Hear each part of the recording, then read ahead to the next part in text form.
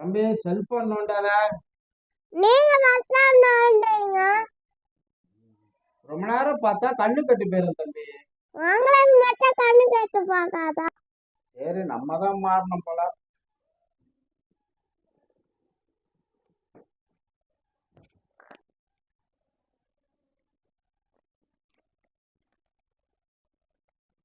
நான் ஆபீஸ் கிளம்பிடுறேன்னா அப்பா போல கிளம்பிடுறேன்.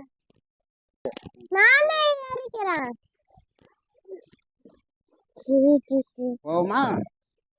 பைபிள் வாசி ஜெபி அப்படின்னு பிள்ளைகளை சொல்லிட்டு இவங்க வேதத்தை வாசிக்கிறது இல்ல, ஜெபிக்கிறது இல்ல.